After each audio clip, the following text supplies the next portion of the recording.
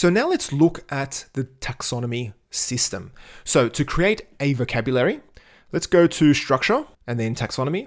And then from here, you can manage all of your vocabularies. And you can see that tags is here because it was created during the standard installation profile. But what I want to do now is create another vocabulary called product attributes. So let's just click on add vocabulary and I'll call this product attributes. And then you can give it a description or you can just leave it empty. And then from here, we can create our attributes. So click on add term, and then I will add in a term called small. Another one will be medium. And the last one will be large.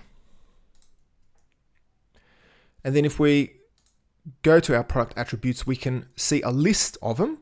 And then if you click on them, you can see the index page for that particular term. Now, nothing is appearing here because nothing has been tagged with this term.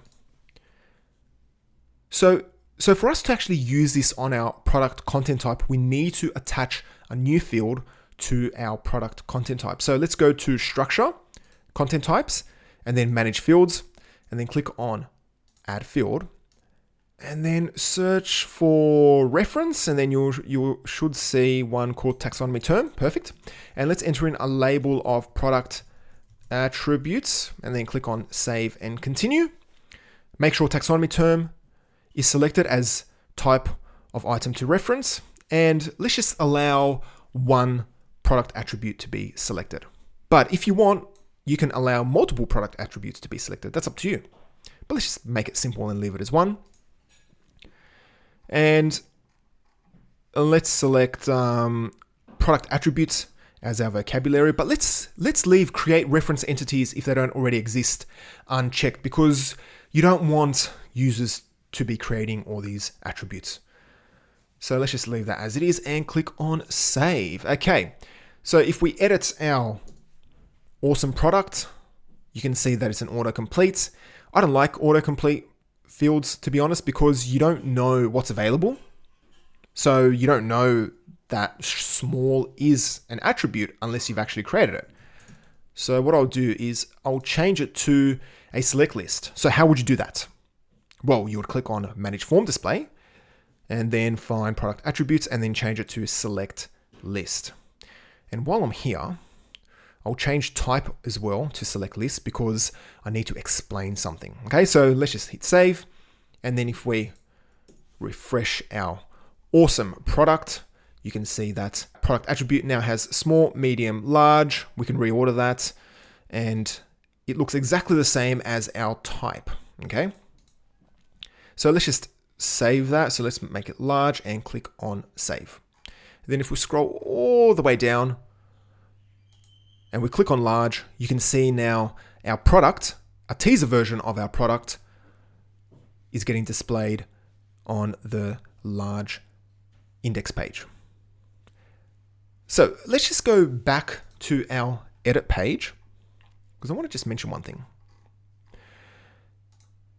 Click on edit. And to actually illustrate this a bit better, let me just reorder this and click on save. Okay.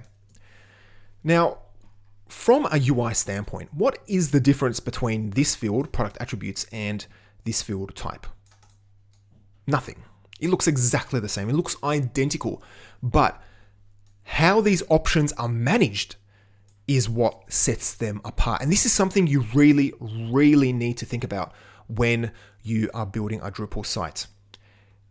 You have to ask your client, how often will these options change?